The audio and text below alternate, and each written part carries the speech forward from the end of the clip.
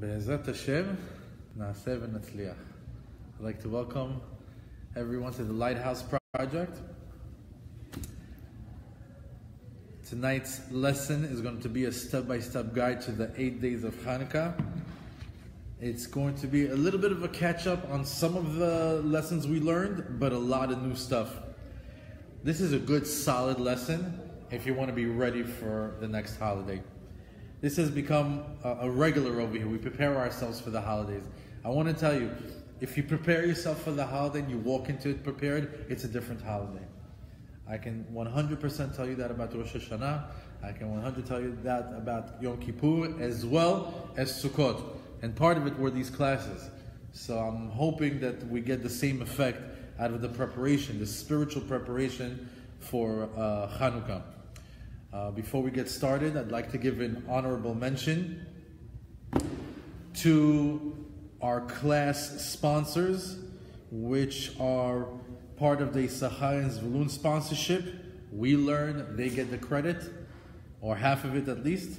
And one of them is H&M Builders, doing this in memory of their grandfather in honor of the Dornbush family. Great kids. They've been sponsoring this class from the beginning. Be'ezrat Hashem, that this family has a lot of success in all their endeavors. Bracha v'atzlacha, that they should have a good news, besorot tovot, from their children, and Be'ezrat Hashem, that will dance soon in their simcha. We also have a lovely lady from the East Coast, Stacy Esther Bouton, who has also been a sponsor of this class for a very long time. She's doing this in honor of her sons, Yonatan, Eliyahu, and Shalom ben Esther. Great boys. I wish for that entire family to have a lot of bracha v'atzlacha, shlom bayit amiti, be'ezrat Hashem, that they have a lot of simcha and atzlacha b'chol ma'aseh yedehem. And this next sponsor happens to be one of my best friends from New York, Abi Sakal, Chazak u'Baruch. He's also sponsoring this class. He's doing this le'ilui nishmat. So the Colette Bat Hana, that she should have a spiritual elevation with these divrei Torah that we're going to learn. And lehavdil refuah shelema to Daniel Bat Mazal, David Ban Hana, Aaron Ben Elisheva, Sarah Bat Fegel Perla, and to the success of his children, Hodaya Bat Dina and Mered Bat Dina. Abi, Be'ezrat Hashem, they have a lot of hatzlacha, b'chol ma'aseh yadecha, in your new job, in your new home, with your new family, and Be'ezrat Hashem, all these divrei Torah be to the hatzlacha of the Sakal family. And this should also be for the refuah shlema of Menachem Mendel Ben Sarah Batya and Devorah Fega Bat Rezel. Unbelievable how people are getting involved with the Lighthouse. They're supporting Torah. They want to get involved. They want to have a portion of what's going on over here. There are times over here where we're packed. There are times over here where there's just a few. But above and beyond, with Facebook Live and what people watch the day after and the week after, before you know it, it turns into hundreds, sometimes even thousands of views on the same class. And this is the true example of Lagdil Torah V'Ladira. As well as on the YouTube channel over there, you see that they come and they view. And it's a great thing, because what we want to do is we want to spark another Jewish soul. Just one more Jew, just one more Jewish girl, just one more Jewish guy that hear one beautiful Dvar Torah that brings them a little bit closer to Hashem, and we did our job. And it seems like a lot of people want to be a part of that, and that's great.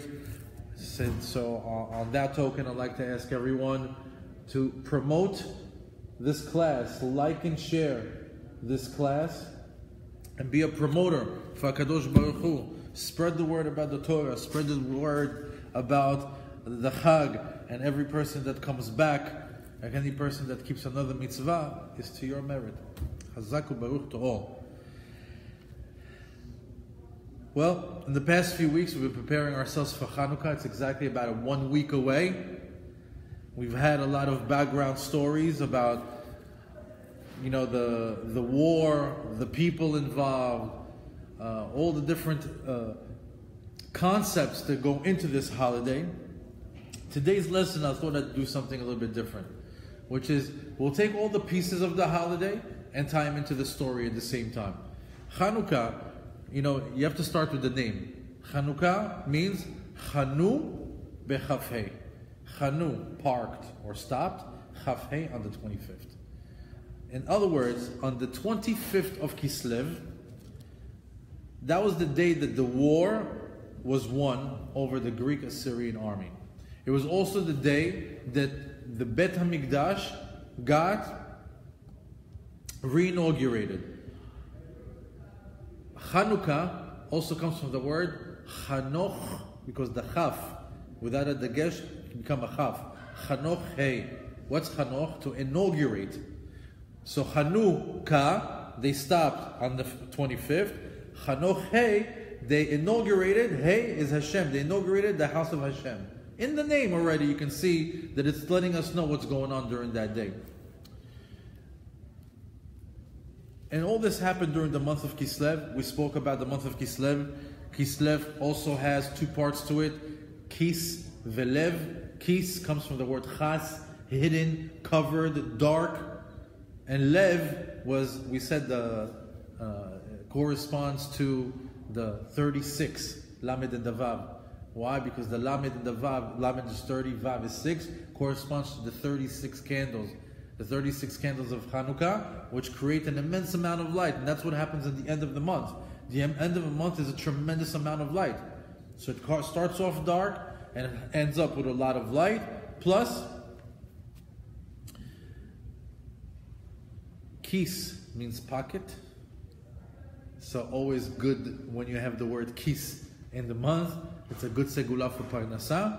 And the way you connect to that is at the end of the month, you have the holiday of Hanukkah, which over there, it's like we said, it's a spiritual pipeline that opens up, and later on we'll talk about the segulot, what's available on that day. Now, we spoke about the 36 lights of Hanukkah. Let's start there. This is an immense amount of light, spiritual light, that's available to us on that day. It's the light of Mashiach. The light of Mashiach. Ask me what that means. I don't know, but it's the light of Mashiach. In other words, this thing that we're constantly thinking about, Mashiach, Mashiach, Mashiach, the light that's connected to it is available to us on these 8 days.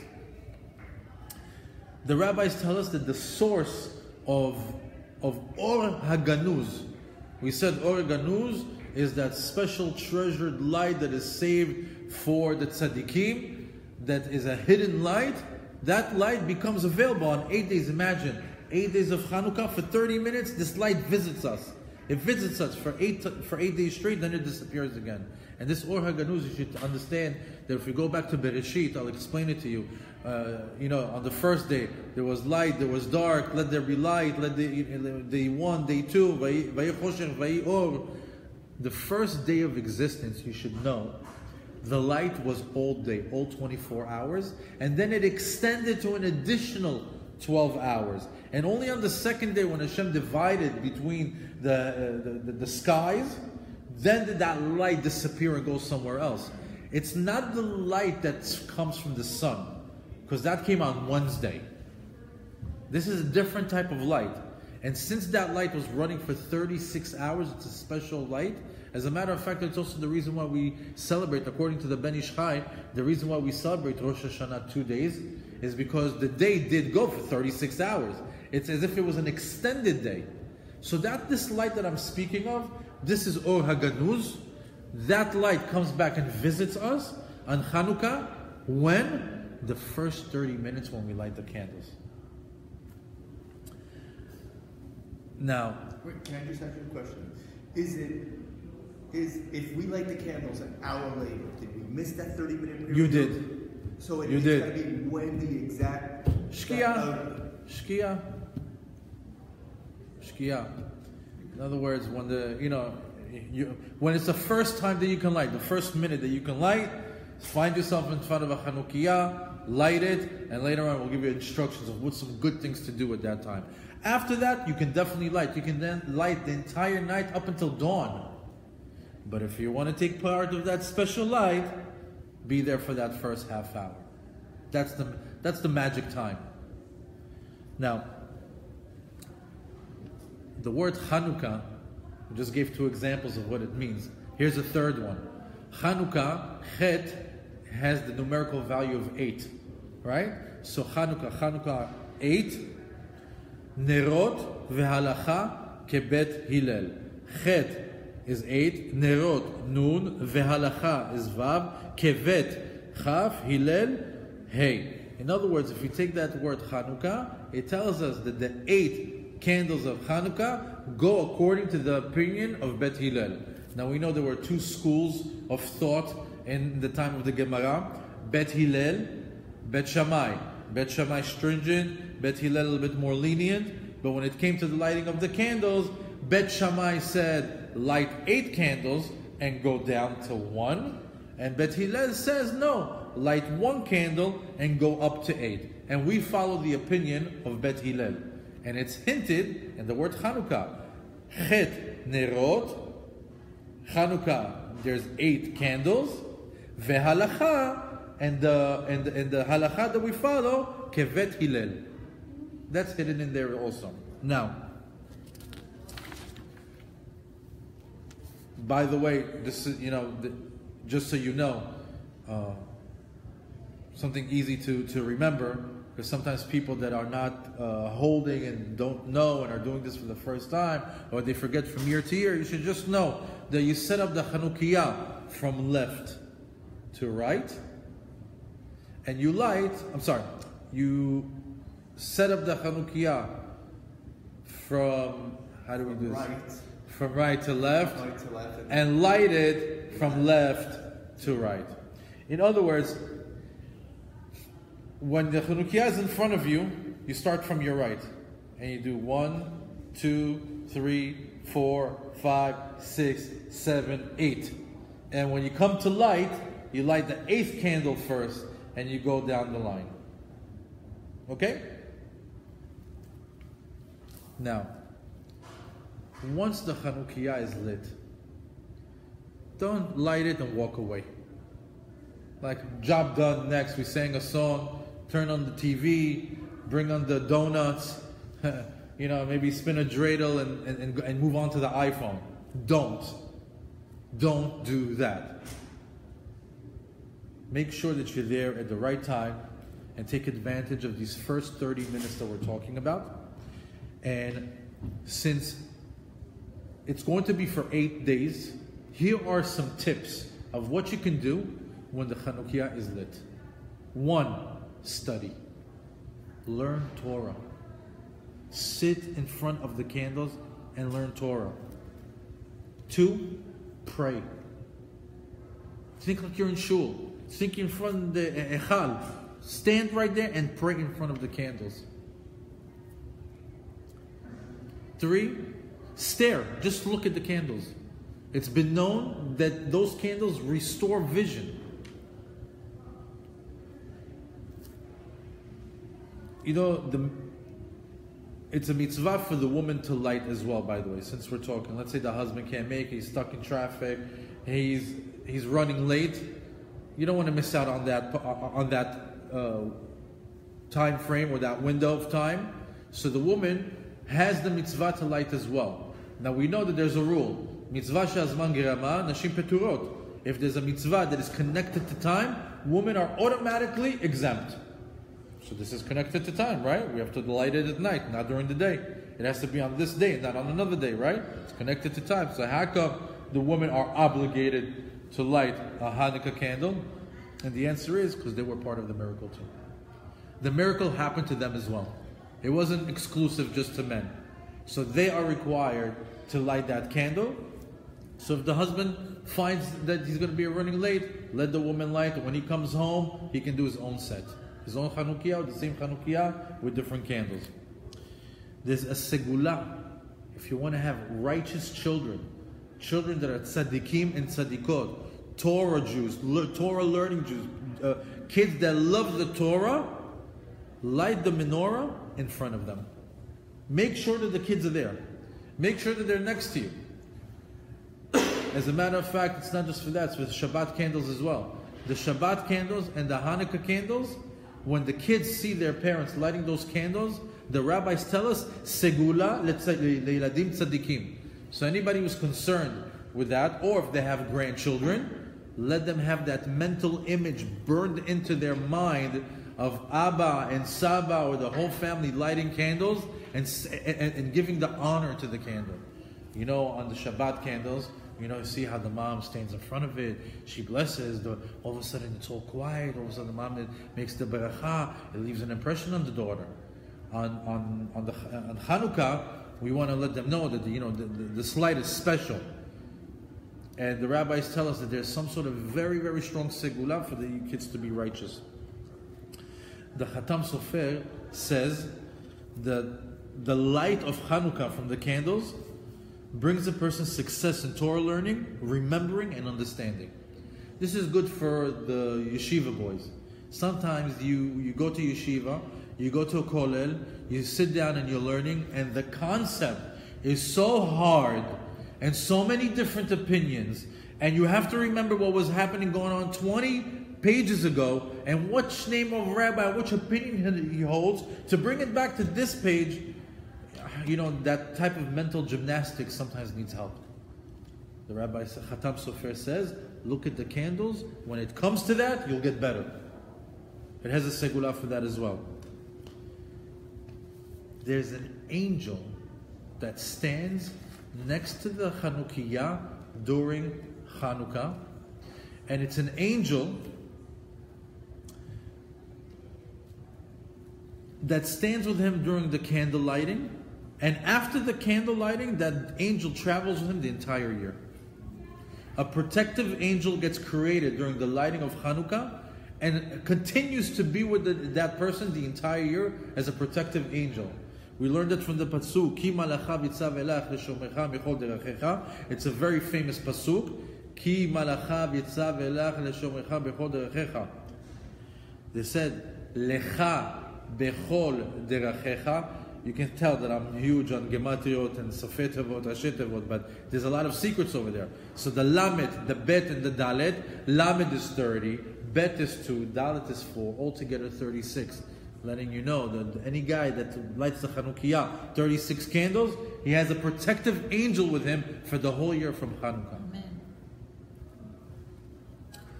Now, like we said, if you missed this magic window of time, these 30 minutes, you could do it all night.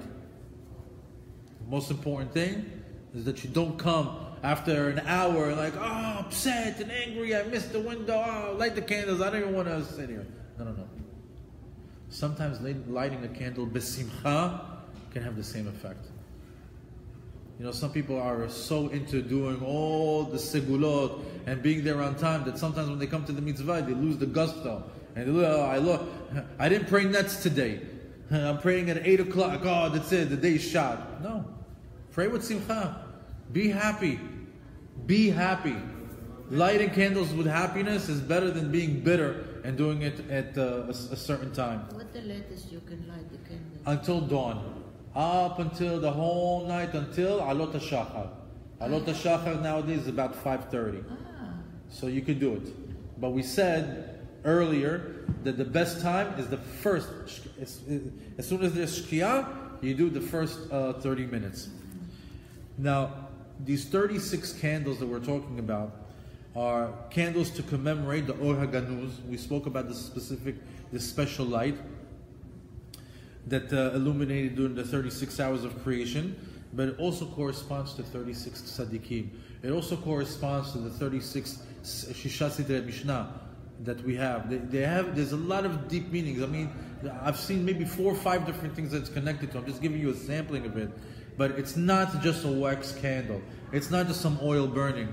There's some deep, deep mystical secrets going on in these candles.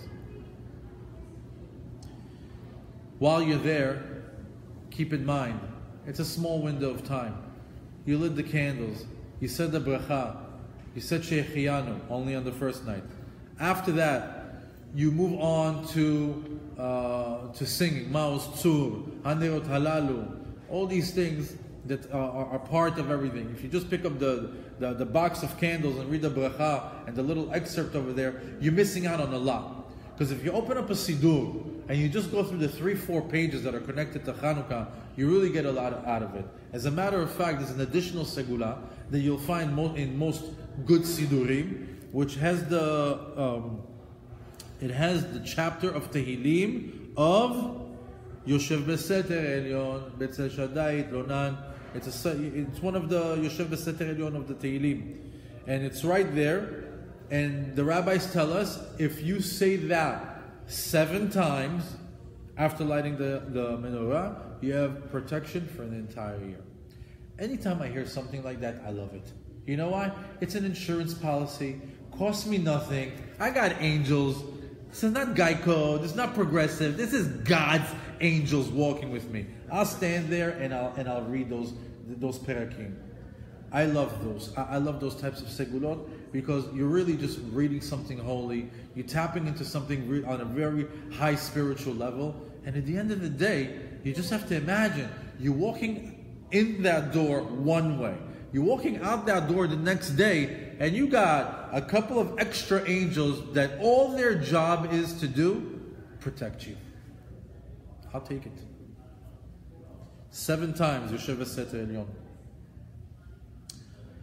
Keep in mind another few important facts while you're there in front of the not the menorah. Again, it's not a menorah; it's a Chanukiah. Menorah it's a candelabra with 7 in the middle. I'm sorry, of 7 kanim. Chanukiah is 8 with the shamash. It's 2 different things. We live in a society where most people think that we light the menorah. It's because we live in the Gola, we live in the diaspora. There's a lot of companies that need to cash in on the menorah and the consumerism that comes along with it. But the bottom line is, we don't light the menorah. They light the menorah in Beit HaMikdash. And on Hanukkah, we light the Chanukiah. So since you're in front of the Chanukiah, you should know that one of the halachot is, you cannot enjoy the light of the candles.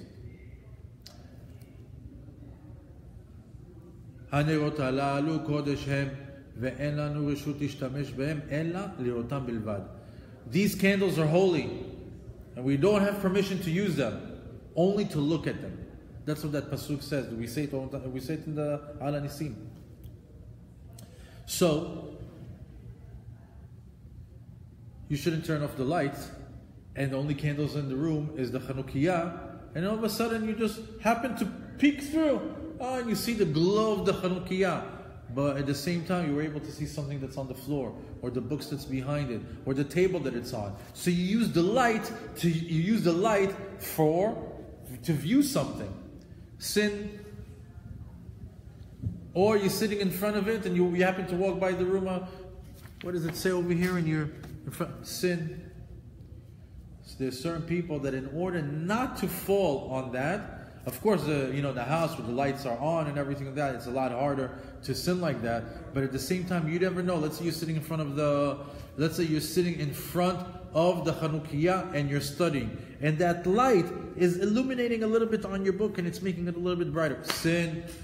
So in order not to do that, what do? You take an extra candle, a little teacup candle, and you put it in front of the Chanukiah somewhere on the table. Why? So like that, if anything, you weren't using that light. I have this extra light over here to protect me that I'm not using the lights over there. Could you use the shamash for that? That's another reason why the shamash is there. Another reason why the shamash is there is so we don't use it, so we could say that we're using the shamash light. We have something to rely on. The point is, don't use it for anything. Let it burn, enjoy it, and keep the lights well lit in the house. And let the house be fully lit the entire time that the Chanukiah is lit, so you don't fall on this very particular thing. It says, "En lanu reshut lishtamesh behem ela lirotam bilvad," just to look at them. So let's perform that. And in English, everybody say menorah. They don't say Chanukiah. I know, it's a mistake. Don't know It's a mistake. Let's talk about the Chanukiah. The Chanukiah is the vessel. This is it's one of the tools that we use for this holiday. Each holiday has different accessories. Sukkot, we got the lulav, the etrog, the arba minim. Each holiday has a different Purim, our costumes. Hanukkah, it's basically Chanukiah with the oil, the candles, a dreidel, maybe some sufganiyot. We're limited on what we have over here. So there's a way to lehader. to make it more beautiful, to make it more an elevated mitzvah. So they say, how can you mehader in Hanukkah? In the Chanukiah. They say that the highest level that you can do, hidur, mitzvah, when it comes to Chanukiah, let it be gold. Next level, silver. Next level, metal. Next level, glass, and so on and so on and so on and so on until we see something, the things that our kids are doing from arts class. That's worth the most. They're beautiful. I have one from my son that we still light. A couple of bolts for the candles, and it's all covered in copper, some sort of copper covering, and it's beautiful. But lehader, the most beautiful is the different levels. The gold, like we said, goes so on. The same height, because some of them they make it like this. That's not kasher. That's not kasher. Right. That's decorative. That's decorative. Anybody who knows, they have to be in the same height. The shamash a little bit on a higher level or on a different side, but definitely not highs and lows. Now, the oil too that we use, or the candles. So you should know that the best that you can use is oil. What kind of oil? Olive oil. What kind of olive oil? Edible. If it's olive oil that you'll put in your salad, that's the best. I'll tell you something else. Anybody who was part of the spiritual preparation for Sukkot, we said, what are some things that you can hang up in the Sukkah? We said, hang up some rimonim, hang up some apples. They're good for your health. We said, hang up some bottles of oil. Why? Because those bottles of oil that stayed in the sukkah, saved them from when? Hanukkah. So if you got those 2 bottles of olive oil that you would use in a salad, but that were stayed already in the sukkah, mehudar of the mehudar. Now you take that and you start to fill up the cup, and you put the wicks. Some people use the regular wicks like we use on Shabbat when we light. Some people do even cotton. Everyone does the whatever level, but oil is the best. Hanukkah is unique. Any oil can be used. And then later on it's candles. And then there's different types of candles, and it goes all the way down. So, what's the deal with candles? They're a bit unpredictable. Even though the typical ones that we've always lit, I'm not sure that it lights for 30 minutes to 45 minutes. Especially not if they're under an AC vent. They burn through it in 5-10 minutes. Okay? Secondly, the whole nes, the whole miracle of Hanukkah was in shemen. So imagine how beautiful it would be if you buy a $99 little flask and you put oil into it. And then you take the Chanukiah with a small little cup that it has, and the children see you pouring from a small little cup, small little can of oil, just like in Bet HaMikdash. And you make the ceremony. A little bit of oil here, and a little bit of oil here, and a little bit of oil here, and the lights. It's unique, it's special.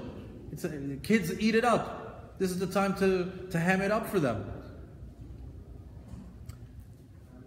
Now, when purchasing the oil, or when purchasing the candles, don't go into the supermarket and be like, okay, Hanukkah candles, throw it into the cart and go.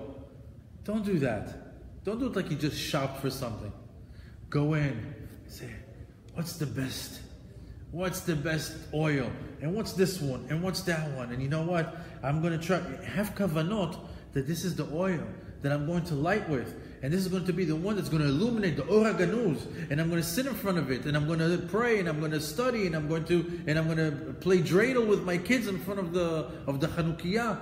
Give it kavanot. And the rabbis tell us, when you put the kavanah into the oil while you're purchasing it, you acquire Yirat Shamayim, the fear of God. And I want to tell you something. The fear of God is not something scary. The fear of God is something necessary and something beautiful, because it protects you from you. It protects you from doing the wrong thing to yourself, from hurting, from being self-destructive. Yirat Shamayim is something, by the way, that is very lacking in this day and age, in this generation. This generation that cares about nothing and could care less about nothing. Yirat Shamayim is absolutely necessary. Go to the supermarket, get yourself some Yirat Shamayim.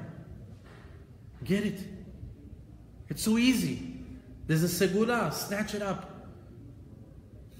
Do a little, read the boxes for more than a minute. Make a decision. Say that you having the kavanah that this should be the best type of oil that I'm using for it. By the way, the difference between the cheap oil and the best oil, $2, $4, $5. This is such an easy mitzvah le'ader. Such an easy mitzvah to become, to make it the best that it could be. On Shabbat, in Shul we say, B'ma madlikin, b'ma lo madlikin. There's a whole Mishnah that we read over there, and it says, on Shabbat, you can't light with this type of shemen shum shimin, shemen egozin, all these different oils, not allowed. Why? This one has a smell. This one makes smoke. You can't. On Shabbat, it has to be a specific type of oil that behaves a certain way. That it doesn't flicker too much, that it doesn't go back. So many restrictions. So olive oil only? No, I'm saying... No, on Shabbat, on Shabbat, good olive oil is good. Yeah, you're not, like for example, you can't light with kerosene, or you can't light with some sort of oil that's made from nuts or from beet. They have all the restrictions. We can go through it later. But this says on Hanukkah, any oil. Any oil you can light in Hanukkah. Okay. What's the secret over here? Why on Hanukkah any oil and on Shabbat only specific oils? So they say that Ner Adonai Nishmat Adam Chofes Kol Chadrei Vaten. He says the Ner, the candle, that's the human being. In other words, every time I'm going to say candle now, imagine human being. So any type of ner, any type of oil, we can light on Hanukkah. That means any type of human being can be sparked on Hanukkah. If he's on a very high level, super good olive oil, bring. If he's on a super low level, stinky, the worst type of oil, it's okay. Any type of oil, any type of human being can get lit on Hanukkah. This Hanukkah, this holiday, has the power to elevate the lowliest souls. And in a minute I'm going to explain to you why it's possible. Hashem made this holiday out of big rachamim for Am Yisrael.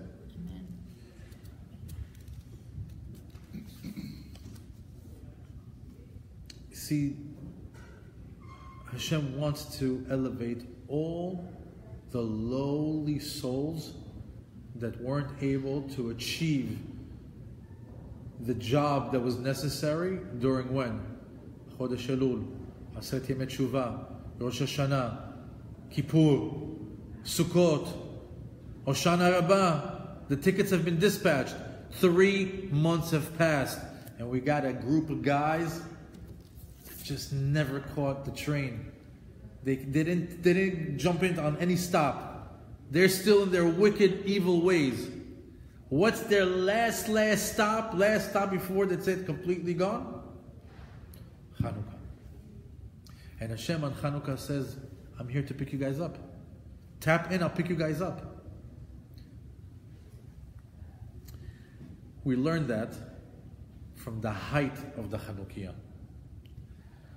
The height of the Chanukiah, in other words, you can actually light the Chanukiah from this height, 3 tefachim. You can have a table super low of 3 tefachim, up to 10 tefachim. What's 10 tefachim? Up this high. And that is the acceptable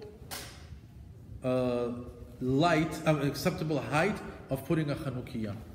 Of the base of off the ground. 3 tefachim off the ground, up to 10. Now, and by the way, this is an amma. 20 of these, 20 amot, if you put the Chanukiah 20 amot high, pasul, doesn't count like you lit the Chanukiah. So just say, you want to put it, let's say you want to light a Chanukiah right there at the top of that ceiling, doesn't count. What if you're in a condo? Condo, you're only obligated to do it at your door, by your door. And I'll get to that a little bit later on in the lesson. because it's not natural way for people to walk in the street and look at the 37th floor. Oh, there's a Hanukkah over there. It's not normal. It's not the way, the natural way of people walking. So nobody's looking to see if your Hanukkah is on the 22nd floor. So there's no inyan in those floors. However, when you walk through the door, you do have some sort of obligation and responsibility. Later on in the lesson, we'll touch on it. Next to the door, not in the window? Also in the window. The door, nobody's in the door. It's closed and it's the hallway. I'm talking, most people have a window next to the door in homes. Sometimes in an apartment, different. You can do it also by the kitchen. You can do it also by the dining table. There's many different places. We'll get to it. The height of the Chanukiah, like we said, can be 3 tefachim to 10 tefachim. Something that you should know.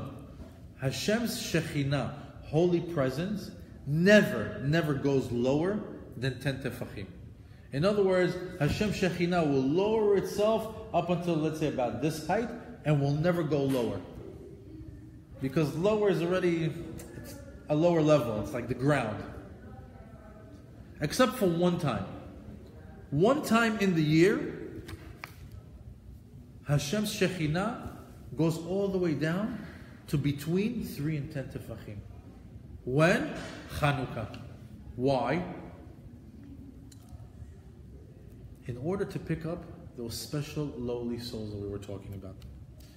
You see, there's low-level neshamot that, like I said, they didn't do teshuvah, they don't keep Shabbat, they don't eat kosher, they're acting like goyim. Every single day they wake up to 1,000 averot, and the next day they do it again. It's tough. And by the way, there's a lot of them. But Hashem loves them. They're His kids. He doesn't want to, you're a bad kid, you're in timeout forever. That's not Hashem. Hashem loves all His children and He waits for them to do teshuvah. But He's letting us know here, I'm bringing myself down lower than usual for what? For those lowly souls, in order for them to come back to Hashem. Now, there's a pasuk that says, Tashov enosh ad daka. Let the soul come back ad daka. Daka is the name of a place.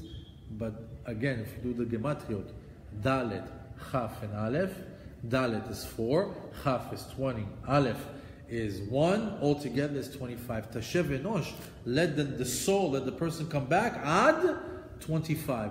What's 25? The 25th of Kislev, until Hanukkah. So the rabbis tell us, ad daka, it's Dalet, Chaf, Aleph. Dalet, Shfichut Damim. Any person who does Shfichut Damim, a murderer, or somebody, like anything that has to do with there's 3 major sins that Hashem does not forgive, which is Shfichut Damim. Chaf is Kochavim, Avodah Zarah, worshipping idol worship, and Aleph is Isha, Eshet Ish, or Arayot. Hashem cannot stand people that are promiscuous. So Tashev Enosh Adaka, all those people that deal with these 3 things, that typically no Shabbat and no Teshuvah can help these guys. These guys that said they went off the deep end. What did they tell us over here? On Hanukkah, they have a way back. On Hanukkah, Hashem is here to pick them up. That's what we learned from the height of the Hanukkah. Now, just want you to know, since we spoke about Rosh Hashanah, Kippur, Sukkot, I want you to know that we are still benefiting from last year's blessings. This year, that we just started a few months ago, the blessings for this year, you know when they start? In Hanukkah. In other words, we're still coasting on last year's Mazal, Bracha, Hatzlacha. Everything is still coasting from last year. They say, when you're going to see the fruits of your prayers of Rosh Hashanah, of Yom Kippur, of the holiday, when you're going to see, they say like a pregnant lady. A pregnant lady starts to show after 3 months. Same thing, our prayers, we get to see the fruits of our prayers after 3 months. What's 3 months after Rosh Hashanah and Kippur?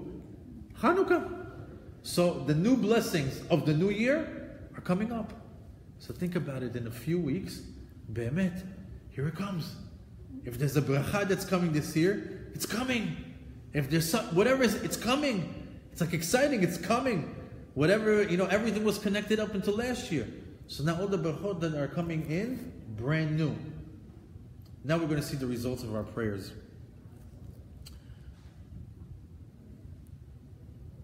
Hanukkah has the power to elevate. Just like we said, you can light with any oil, which means you can elevate any neshama. Any neshama can get lit up. Any neshama. Any person that right now is completely off the derech and says, you know what? I'm getting plugged in right now. What a time to get plugged in. Hashem says that's the right time for you. I pray to God that a lot of people that are off the derech are listening to this class. Ironically, we're talking about having the Chanukiah, lehader, to make the mitzvah better. A better Chanukiah, a better oil. You know what's funny? This is the only holiday that every Jew is mehader. Every Jew. How's that possible?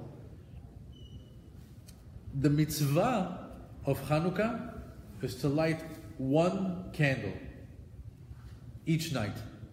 That's the mitzvah. One candle each night. What do? Each night, we add another one, and another one, and another one, and another one. We're mehader. The mitzvah really is just one. So whether you like it or not, any Jew, when he lights the Chanukiah on the fourth day, oh, mehader, look at you. Whether he's religious, secular, keeps, doesn't keep, on Hanukkah, mehader. Almost everyone. It's a rare mitzvah, if you know, almost every Jew does. Doesn't matter, even like the most non-religious Jew, he lit a Chanukiah. For some reason, it's like one of those easy things. They go, they stand in front of it, they light a couple of candles, they sing, they move on with life. It's like not like one of those wake up at 5:30 in the morning and pray Netz mitzvot, So almost every Jew, in our previous class, you say, what is that? What is it that makes every Jew feel that they have to light the Chanukiah? Why is it so embedded in the DNA of a Jew? Because we said there was a mesirut nefesh. There was self-sacrifice that was done by the family of the Hashmonaim. And anytime that the Jewish person has self-sacrifice on something, that gets sort of like embedded into the Jewish identity. And whether you like it or not, as a Jew, you're born with it.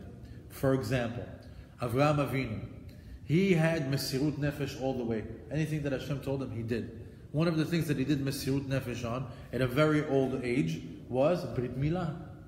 Brit Milah. Nowadays, I ask you, how many Jews do you know?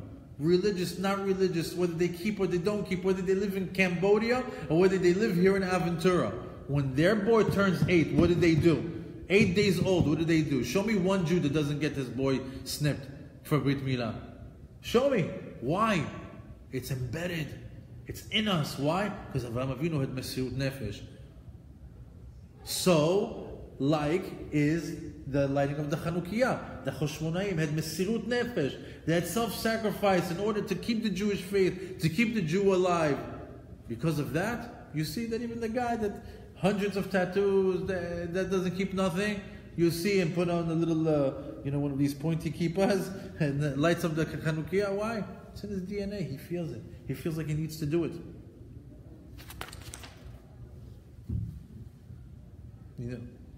Since we're still on the subject of Chanukiah, there's that whole concept of Pirsumei de Nisa. Very rare thing that we publicize a mitzvah, that we publicize our religion. We are so low-key, we're so undercover, we're so not into, promoting Judaism. We're to ourselves. We're the type of people, you don't see us, there's no missionaries out there, come be a Jew. Somebody wants to be a Jew, here, take 5 years, see this Orthodox rabbi. It's super hard for them to do it. We're not the type of people that promote or publicize our holidays. As a matter of fact, the rabbis tell us a person should never publicize his mitzvot. His mitzvot should be private. Don't tell somebody you're fasting. Don't tell somebody how much tzedakah you gave. Don't tell somebody how much studying you do. Why? It's niyut. The bracha is when you're tzanua. However, when it comes to Hanukkah, what the rabbis tell us, Pirsumei Nisa. Let everybody know. Let everybody know. So, the Pirsumei Nisa, there's a mitzvah over here. What's the mitzvah? Take the Hanukkah, put it in the window. Put it in a place when people are walking by, or back in the days they say that people are walking back from the market back home, and they see in your window the Hanukkah lit.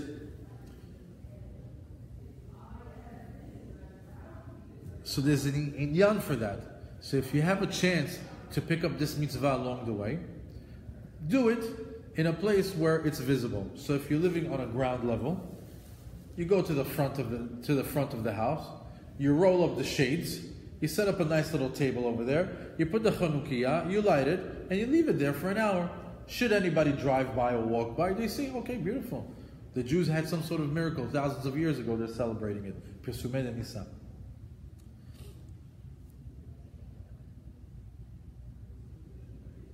Now, for people that don't have, like the lady was just saying, that are not living on a ground level, are living in a building where there's no inyan to put it on the 20th floor, what do those people do? They are mekayem the mitzvah of tzameach. What's tzameach?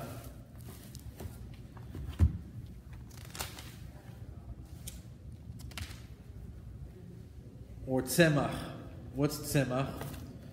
They say that when a person walks through the door, he should have on him his tzitzit, his mezuzah, and on the left side should be his Hanukkah. What does that activate? So the guy is walking through the door wearing his tzitzit. On the right side he has the mezuzah, and on the left side by the door he has his Hanukkah. Tzitzit, tzadik. Mezuzah, mem. Hanukkah, chet, spells out the word tzemach. And it corresponds to the blessing that we have in the Siddur. Et tzemach David avdecha meherat tatzmiach. Bring forth or sprout the seed of the Mashiach, of the David. A person that walks through his door with a tzitzit and has a mezuzah and has a Hanukkah brings the Mashiach closer. It's as if he did like this, the Mashiach rope. Every time he walks through the door, the Mashiach rope closer. This whole action brings Mashiach closer. So anybody who lives in the building, that's the right way to light it up. And at the end of the day, you're doing Pirsumei Nisa for your family.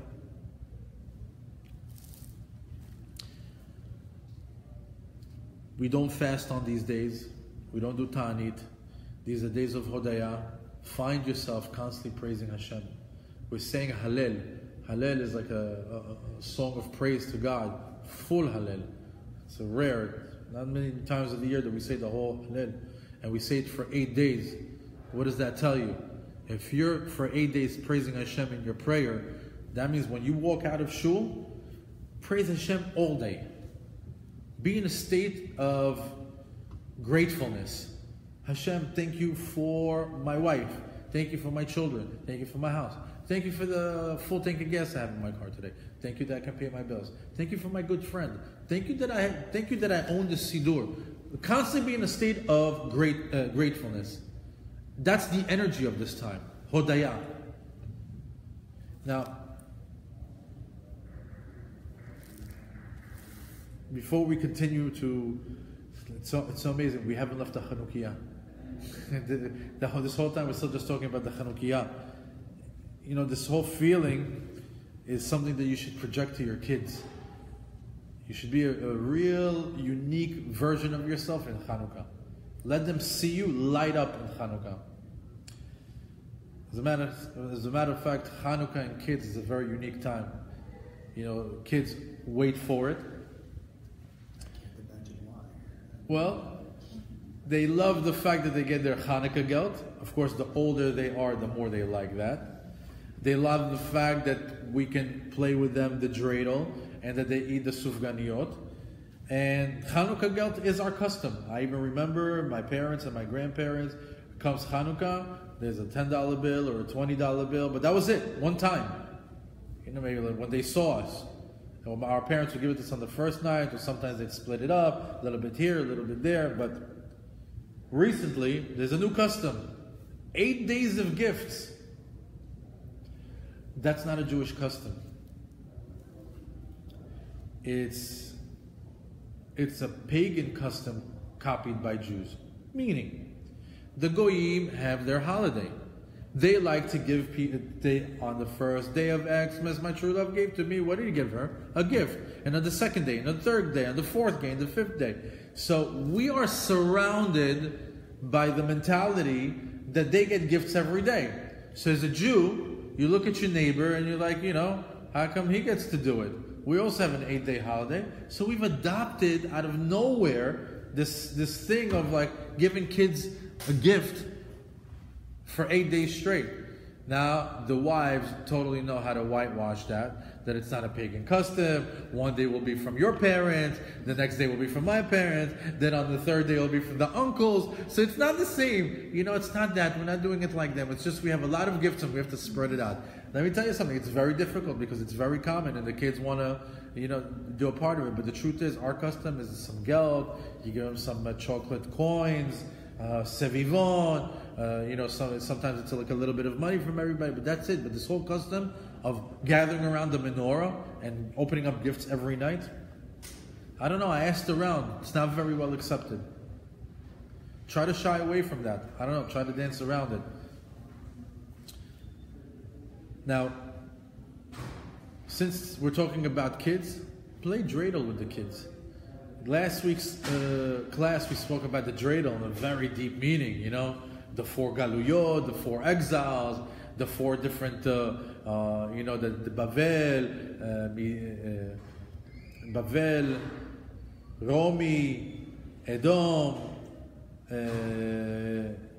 Midian or Mitzrayim. So we said that each one represented a galut. But tonight I'd like to tell you that there's another reason for the dreidel. The dreidel actually was also part of the kids' life. Part of this holiday because of the kids. Because believe it or not, there were still some righteous boys, young boys that wanted to learn Torah. And where would they learn Torah? They couldn't learn Torah inside shtibels or yeshivas. They'd have to be in the street. So what they would do is they would study in the street. But as soon as some of the Greek Assyrians would pass by, what would they take out? They would take out a dreidel and just spin it. It's the game that they used to play to make believe that they're playing a game until they left and they would put the dreidel away and start studying again. I thought that was great. You know, the Nes Gadol Haya Sham, we spoke about it last lesson, that also Gematria, the numerical value of 358, which is equivalent to Mashiach. And we spoke about that this Hanukkah is very much connected to the next miracle, which is the Geulah. This whole example of Hanukkah, of a small little family fighting a huge army and winning, and Hashem saving us, is just like a blueprint to let you know in the time of Mashiach, it's going to be the same thing. No, you're going to be few, they're going to be many, we're going to win, Hashem's got our back. It's just like a little a preview. And like we said, the Geulah that's coming up is nowhere close to the Geulah that we were in. It's going to dwarf it in the miracles that will be available. There's another custom which is to eat dairy on this holiday. Where does this custom come from? Well, Yochanan HaKohen HaGadol had a daughter. We spoke about the Maccabees, his children, right? Those are the boys. He had one girl. Her name was Yehudit, Judith. And she was very special. At the time where the city was under siege, and they were stopping any food from coming into the city, and the people were starting to get desperate, and they were about to give up. She came up with a master plan. She says, you guys are saying, oh, give us 5 more days and Hashem will save us, and if not, then we'll go back and we'll give ourselves up, or the amount of kosher food coming in is not available anymore. Things were getting desperate. She says, leave it to me. Her and her maidservant made it all the way to the gates of the city, and she came with a basket of cheese and wine. By the way, the wine back in those days was not diluted. It was very strong wine. You drink a little bit and you're done. Not like they say you would have to take maybe an ounce of that and water it down in order to have the wine we have today. It's very strong. She went to the general and she told him, I'm going to put the Jews in your hands. I'm going to play a double agent. I'll tell you exactly where they're at, where they're holding, if they're ready to give up, when they're going to give up, where the fight will be. And he's like, wow. And he's like, you're going to do that for me? You know what? If you do that for me, I'll marry you. And he says, oh, okay, if you're going to marry. And he goes, you know what? As long as you'll allow me to walk freely within your camp, I'll be able to do this for you. So she was able to get a lot of information, play as a double agent. And at the same time, she told him, I brought you, I'm known for having the best goat cheese in the city, in my town.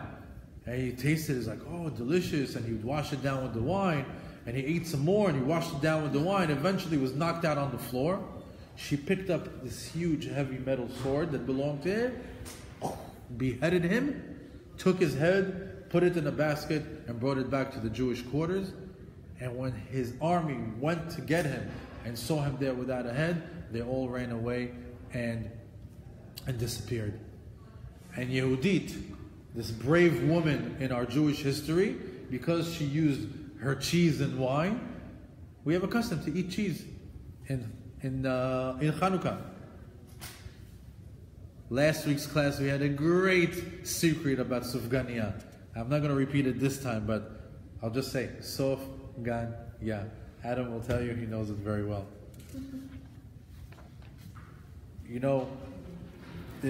I'll say one last thing before I conclude.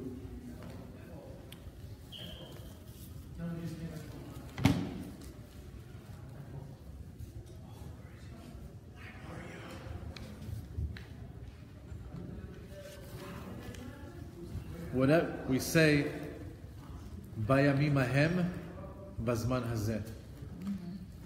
When we bless Al Nisim Sha'ir Avotenu on the miracles that happened to our forefathers. Bayamim Ahem, on those days, Bazman Hazeh, in this time. Something doesn't make sense. Are the miracles, did they happen then, or is it happening now? Make up your mind, can be both, right? So the rabbis tell us that no. Those miracles happened then, Bayamim Ahem, but they're constantly available to us, Bazman Hazeh. We are constantly talking in this class about that spiritual cycle that constantly comes through. It's the year is 365 days. It's not a line, it's a spiral. You have to imagine each year is just a 365 days going around, and each time that a certain day comes around, we plug into it and it has the same energy that day had throughout history. Like we said, a quick little example, just like HaKadosh Baruch Hu forgave Am Yisrael and Moshe Rabbeinu for the 3rd time when on the 10th of Tishrei, which is Yom Kippur. What do we do on the 10th of Tishrei every year? Yom Kippur, we go and we ask for forgiveness. Why? That's the day Hashem forgave us. Every year we want to plug into that energy. So now, last lesson we mentioned it also, they did not celebrate Hanukkah the first year. They waited a full year to see if this magic, this power of the Oraganus, of the miracles is available. And when they saw that it did come around the next year, they declared it a holiday. So that means that energy of Hanukkah is available to us every single year. What is this energy that I'm talking about? Well, This is a holiday that wraps up the holiday season.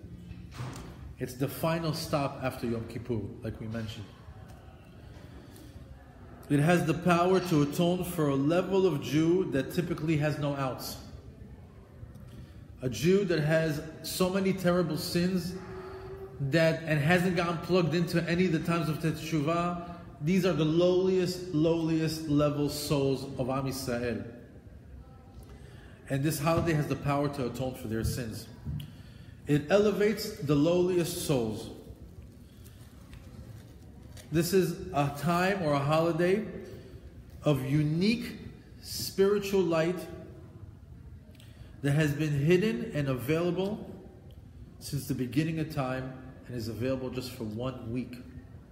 Or Haganuz, books and books of Kabbalistic books talk about this particular light. It's coming around in a week. It's going to visit us for 30 minutes. Don't miss out. The lighting of the Hanukkah is a sacred moment for the family. It's a sacred traditional moment. The smart ones will not squander this opportunity. The smart ones that light the Hanukkah and hang around it for a half hour to 45 minutes, they'll become wiser. They'll attain a guardian angel. They'll restore their vision. They'll acquire a years-long protection. And they'll also be able to have a prayer deposited to the heavens. They'll also merit to have righteous children. And they'll merit to get a spiritual elevation like no other. The deep-fried foods and cheesy delights that symbolize our strength, our courage, and our miracles. We spoke about the sufganiyah. And the reason why we eat a deep-fried dough is so like that we can remember the oil and the miracle of the oil, but also what's the beracha you make after deep-fried food, deep-fried dough, is mezonot. What do we say on mezonot? Ala michya v'al kalkala, right? And then it says, va'al hechalach va'al mikdashach. This is one of the few berachot that we mentioned Bet HaMikdash. So we eat that, so like that, our beracha achrona will mention Bet HaMikdash.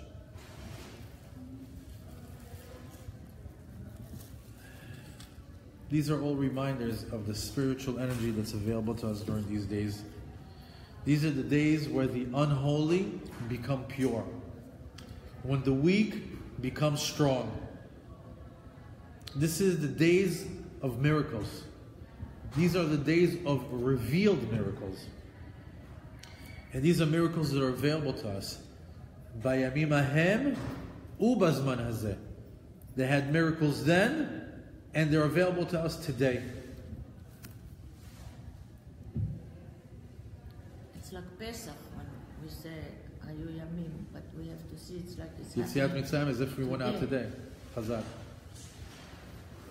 This spiritual elevator that's available to us during this holiday has the power to take the lowliest souls and change a Rasha to a Tzaddik with a spark of a candle. What a shortcut. Of course, it has to follow with Teshuvah and going the right way, but I'm saying, great start. Great start. Hashem came to pick you up from that low point. It's different. Fast forward to 3 weeks from now, it's a different energy. On Tuesday, we're going to light a candle. Go to 3 weeks from now, Tuesday, light any candle you want, do any prayers that you want. It's not going to be the same. It's not going to be the same.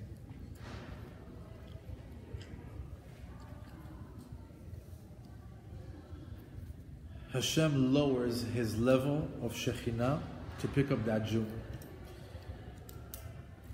And the celebration of yesteryear's miracles is just a hint and a catapult to the next miracle. The miracle of the Geulah, the miracle of Mashiach, the miracle that will dwarf all miracles before it. We won't even talk about Yetziat Mitzrayim. Whatever happened then can happen now. Bayamim ahem ubazman hazeh. We should all know we should all believe and we should all trust that the major miracles of Hanukkah are the major miracles that are available to us today on a personal level, on a whole level as an Am, and globally as a nation. Chag Sameach. Have a great rest of the week. Thank you for coming.